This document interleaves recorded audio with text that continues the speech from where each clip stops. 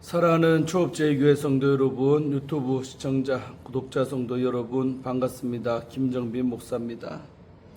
간밤에도 평안히 잘 주무셨습니까? 오늘은 2026년 8월 3일 오늘 월요일 아침입니다. 오늘도 주 안에서 복된 하루 되시기를 주의 이름으로 축원드립니다. 제가 기도하고 오늘의 말씀 묵상을 시작합니다. 하나님 아버지 감사합니다. 간밤에도 지켜주시고 또 이렇게 새날을 우리에게 허락하여 주시니 감사합니다. 아버지 하나님, 오늘도 우리에게 주어진 이 하루를 하나님의 뜻대로 살게 하시며 아버지께 영광 올려드리는 우리의 삶이 될 수 있도록 역사하여 주옵소서. 그리하려고 이 시간도 하나님 말씀 앞에 섰사오니 하나님 말씀을 묵상하며 나를 향한 주의 음성을 듣게 하시고 나를 향한 아버지의 마음을 느끼게 하시고 나를 향한 아버지의 뜻이 무엇인가 분별해서 깨달을 수 있는 지혜도 허락하여 주옵소서. 이 시간을 성령 하나님께 의탁하옵고 우리를 죄에서 구원하신 예수님 이름으로 간절히 기도드리옵나이다. 아멘. 할렐루야. 좋은 아침입니다. 함께 말씀 묵상하실 본문은 오늘 에스겔서 34장 25절부터 31절까지 말씀입니다. 우리 개역 개정판으로 다 같이 한번 읽도록 하겠습니다. 내가 또 그들과 화평의 언약을 맺고 악한 짐승을 그 땅에서 그치게 하리니 그들이 빈들에 평안히 거하며 숲풀 가운데에서 잘지라. 내가 그들에게 복을 내리고 내 산 사방에 복을 내리며 때를 따라 소낙비를 내리되 복된 소낙비를 내리리라. 그리한즉 밭에 나무가 열매를 맺으며 땅이 그 소산을 내리니 그들이 그 땅에서 평안할지라. 내가 그들의 멍에에 나무를 꺾고 그들을 종으로 삼은 자의 손에서 그들을 건져낸 후에 내가 여호와인 줄을 그들이 알겠고 그들이 다시는 이방의 노략거리가 되지 아니하며 땅의 짐승들에게 잡아먹히지도 아니하고 평안히 거주하리니 놀랄 사람이 없으리라. 내가 그들을 위하여 파종할 좋은 땅을 일으키리니 그들이 다시는 그 땅에서 기근으로 멸망하지 아니할지며 다시는 여러 나라의 수치를 받지 아니할지라. 그들이 내가 여호와 그들의 하나님이며 그들과 함께 있는 줄을 알고 그들 곧 이스라엘 족속이 내 백성인 줄 알리라. 주 여호와의 말씀이니라. 아멘. 내 양 곧 내 초장의 양 너희는 사람이요 나는 너희 하나님이라. 주 여호와의 말씀이니라. 아멘. 예, 오늘도 본문 말씀 먼저 주의할 때 은혜 받으시기를 바랍니다. 자, 오늘 25절 한 절은 평화의 언약 체결과 절대 안전의 보장이 주된 내용이죠. 하나님이 백성과 세우실 새 언약은 화평의 언약입니다.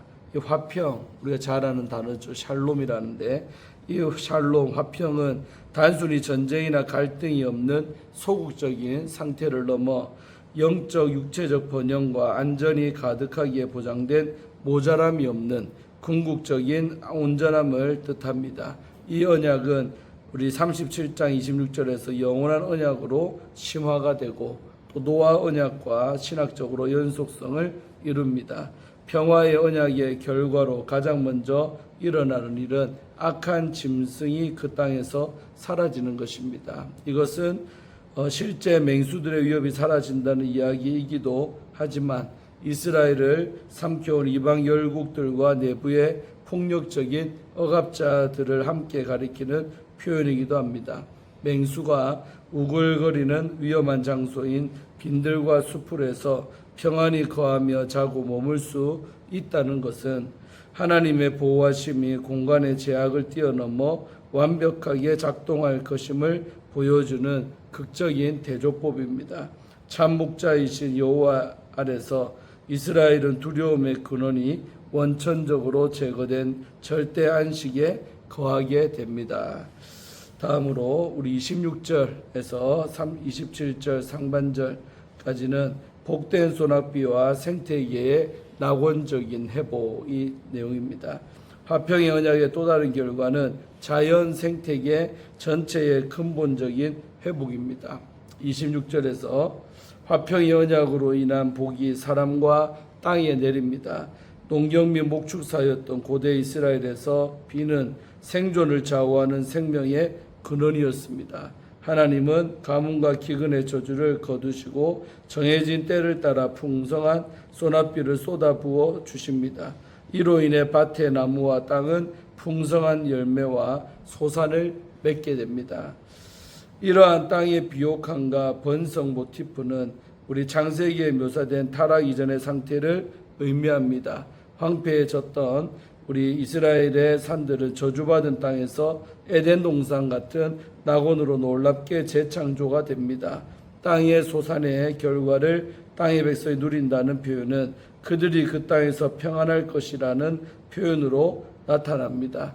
이러한 생태계의 복은 인간의 순종을 강조하는 신명기 28장과는 다르고 또 땅의 복을 강조한 레위기 26장과 유사합니다. 우리 다음으로 27절 하반절부터 29절까지 내용은 멍에의 파괴와 제2의 출애굽이 주된 내용이죠. 하나님은 생태계의 이런 회복과 더불어서 이스라엘 백성의 정치적 또 역사적 해방이 이루어질 것임을 말씀을 하십니다. 이 멍에의 나무를 꺾고 그들을 종으로 삼은 자의 손에서 그들을 건져낸다는 표현은 출애굽 사건을 직접 환기시키는 표현입니다.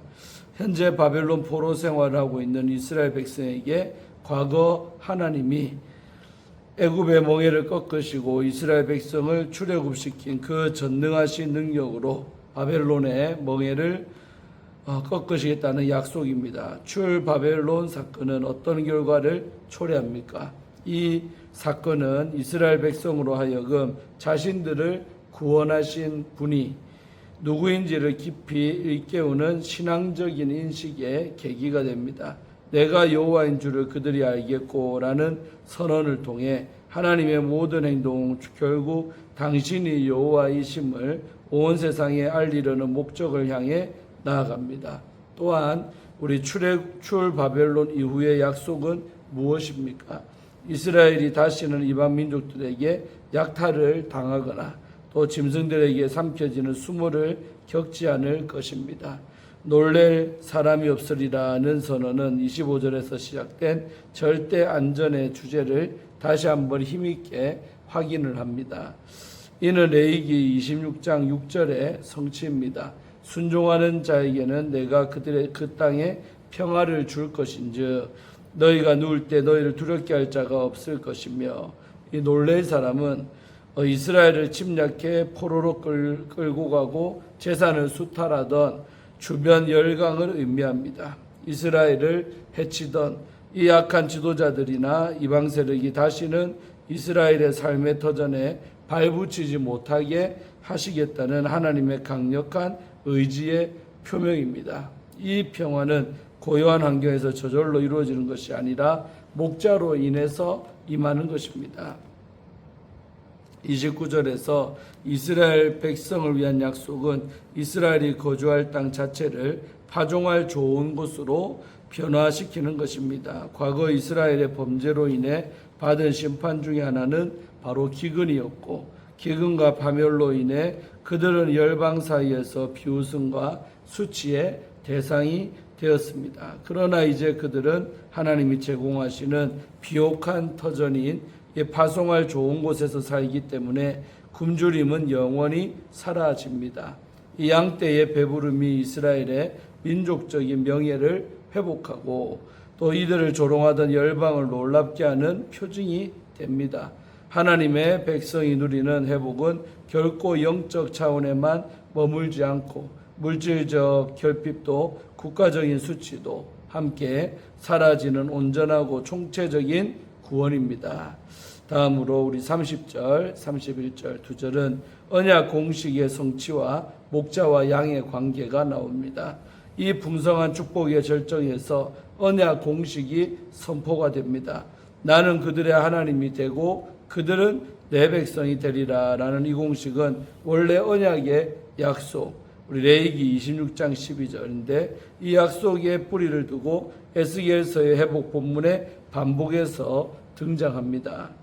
원래 완악하고 배역한 족속이라 불렸던 이스라엘 족속이 하나님의 백성임을 확인하는 이유는 이제 하나님의 징계와 정화가 끝나고 과거의 영광스럽고 명예로운 옛 칭호인 이스라엘 족속이라는 지위와 타당성이 온전히 회복되었기 때문입니다.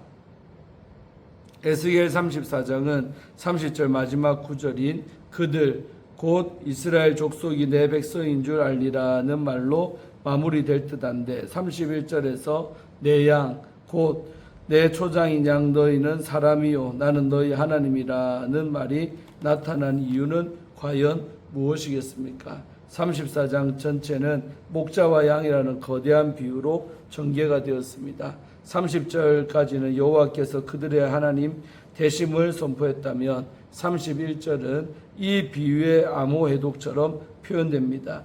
내 양 곧 내 초장의 양 너희는 사람이요라는 선언은 앞에서 전개된 이 평화의 언약이 인간 공동체의 전인적인 회복임을 명시합니다. 30절이 심판과 회복의 과정을 지켜본 열방과 이스라엘의 객관적인 인식을 다룬다면 31절은 하나님과 백성 사이의 주관적이고 친밀한 고백입니다. 31절로 인해 전능하신 하나님이 보잘것없는 사람인 우리를 당신의 양떼로 삼아주셨다는 감동적인 이런 사랑의 노래로 본장이 마무리가 되는 것입니다. 아멘. 오늘 주에는 마쳤고요. 이어서 평강의 언약이라는 주제를 가지고 함께 말씀 나눌 때 은혜 받으시기를 바랍니다. 자, 오늘 본문에서 하나님은 당신의 백성과 화평의 언약을 세우시겠다라고 말씀을 하십니다. 25절이었죠. 바벨론 포로지에서 모든 것을 잃어버리고 절망 가운데 있던 이스라엘 백성에게 이 약속은 상상할 수 없는 은혜의 약속이었습니다. 이 평강의 언약에는 어떤 내용이 담겨 있겠습니까? 자, 첫째로 두려움이 사라지는 삶입니다. 우리 25절, 26절 두 절을 통해서 살펴보면 25절에서 하나님은 먼저 악한 짐승을 그 땅에서 그치게 하리니라고 약속을 하십니다.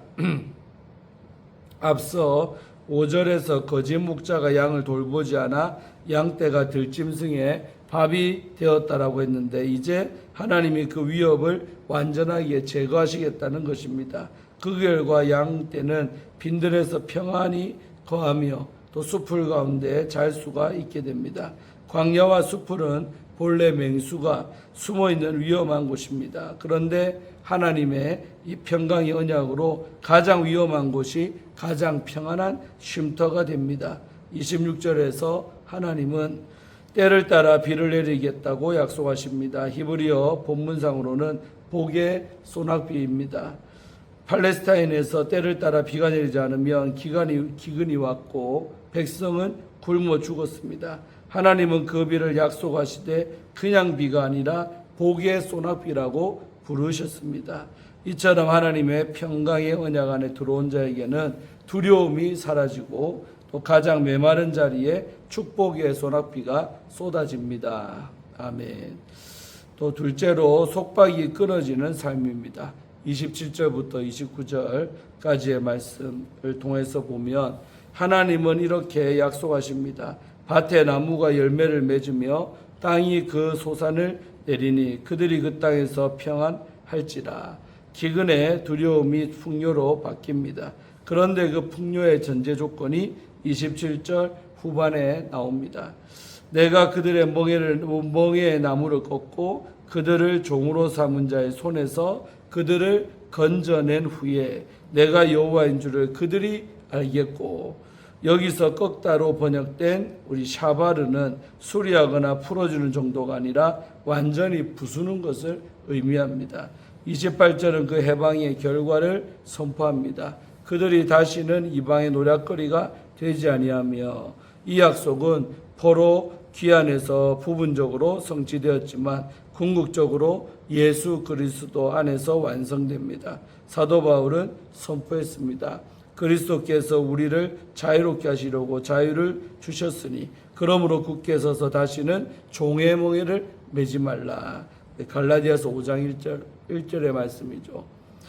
이처럼 예수 그리스도의 십자가와 부활을 통해 우리를 묶고 있던 죄와 사망, 수치와 정죄의 멍에가 완전히 끊어졌습니다. 아멘. 자, 셋째로 하나님과의 관계가 회복되는 삶입니다. 30절과 31절 두 절을 중심으로 보시면 30절에서 하나님은 34장 전체의 결론을 말씀을 하십니다. 그들이 내가 여호와 그들의 하나님이며 그들과 함께 있는 줄을 알고 그들 곧 이스라엘 족속이 내 백성인 줄 알리라. 이것은 성경 전체를 관통하는 언약 공식입니다. 우리 출애굽기 6장 7절, 또 레위기 26장 12절, 또 예레미야 31장 33절 말씀이죠. 거짓 목자들 때문에 흩어지고 또 들짐승의 밥이 되었던 양떼가 이제는 하나님과의 이런 관계 안에서 완전히 회복이 됩니다. 그리고 31절에서 말씀합니다. 내 양 곧 내 초장의 양 너희는 사람이요 나는 너희의 하나님이라 주 여호와의 말씀이니라. 에스겔이 선포한 이 평강의 언약은 예수 그리스도 안에서 성취가 되었고 지금 이 시간에도 우리 삶 가운데 역사하고 있습니다. 할렐루야. 아멘. 사랑하는 우리 조업제일교회 성도 여러분, 유튜브 성도님들, 이 평강의 언약은 세 가지를 약속합니다. 두려움이 사라지는 삶, 또 삶 속박이 끊어지는 삶, 하나님과의 관계가 회복되는 삶입니다. 지금 큰 두려움에 사로잡혀 있습니까? 하나님은 그 두려움을 제거하시고 가장 위험한 광야에서도 하늘의 평안을 허락하실 것입니다. 또한 죄의 멍에를 산산히 부서뜨리시고 우리를 자유롭게 하실 것입니다. 나는 너희의 하나님이라. 이 약속이 두려움을 쫓아내고 멍에를 꺾으며 메마른 삶에 복된 소나기를 내려 줄 것입니다.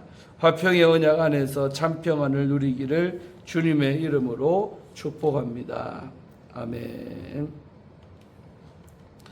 예, 오늘 마지막으로 노창수 목사님의 책 우리 불공평한 은혜, 이 책에서 일부분을 읽어드리고 마치려고 합니다. 유정옥 사모의 간증입니다. 남편은 사업으로 하루에 3천만 원씩 벌던 사람이었습니다. 그러나 신앙이 없던 그는 술과 도박에 빠져 가정을 무너뜨렸습니다. 보다 못한 아내가 이렇게 기도를 했습니다. 주님, 우리 집에 돈을 다 가져가셔도 좋으니 남편의 영혼만 바로잡아 주십시오. 기도 후 6개월이 지나자 남편의 사업이 거짓말처럼 무너지기를 시작을 했습니다. 손대는 일마다 실패했습니다. 부도가 났고 아내는 큰 병에 걸렸습니다. 완전히 벼랑 끝이었습니다. 그러나 그 벼랑 끝에서 부부는 회개했고 하나님께로 돌아왔습니다. 남편은 목사가 되었고 아내는 남편의 목회를 도우면서 암 환자들을 돌보았습니다. 그녀의 고백은 이렇습니다. 소년 다윗이 골리앗과 싸우면 누가 봐도 다윗이 집니다. 그러나 하나님이 골리앗과 싸우면 누가 봐도 골리앗이 집니다. 양치기 모세가 바로왕과 맞서면 누가 봐도 모세가 집니다. 그러나 하나님이 바로와 맞서면 누가 봐도 바로가 집니다. 하나님이 나의 편이시기에 결국 나는 지지 않습니다. 창조주시며 전능자이신 하나님이 내 아버지이시기 때문입니다. 그분은 자녀인 나를 결코 벼랑 끝에서 떨어지게 내버려 두지 않으십니다. 벼랑 끝에서 우리는 비로소 내 편이신 하나님을 만납니다. 그분은 절망 끝에서 나를 바라보시고 불쌍히 여기시며 넘어져 있던 나를 일으켜 세우십니다. 그리고 말씀하십니다. 울지 말라, 일어나라. 이것이 바로 벼랑 끝 인생이 누리는 하나님의 은혜입니다. 아멘. 예, 오늘 큐티를 마치겠습니다. 오늘도 주신 말씀 붙들고 승리하시는 우리 모두가 되기를 주의 이름으로 축원드립니다. 기도하고 오늘의 말씀 묵상을 마칩니다. 하나님 아버지 감사합니다. 오늘 내세에서 34장 말씀을 묵상하며 은혜 받게 하심에 감사합니다. 하나님 아버지 참으로 우리의 삶이 두려움이 사라지는 삶이 되게 하시고 또한 아버지 하나님 속박에서 해방되는 삶이 되게 하시고 또 하나님과의 관계가 회복되는 삶이 되기를 원합니다. 아버지 우리의 삶이 세 가지가 된다면 얼마나 좋겠습니까? 아버지 하나님 고난도 어려움도 다 이런 삶이 되게 하라고 하신 아버지의 신호인 줄로 믿사오니 우리가 늘 감사하며 이번 한 주간 오늘 하루도 승리하게 도와주시고 말씀 묵상한 대로 우리 삶 가운데 정말 일어나고 펼쳐지는 일들 속에 하나님의 뜻을 발견하고 그 뜻대로 살아가는 우리 모두가 되게 하여 주옵소서. 오늘 하루 주께 모든 것을 의지하고 우리를 죄에서 구원하신 예수님 이름으로 간절히 축복하며 기도하옵나이다. 아멘. 할렐루야. 오늘도 좋은 하루 되시고 또 저도 또 준비해서 오늘 대전에 봉야로 출발할 겁니다.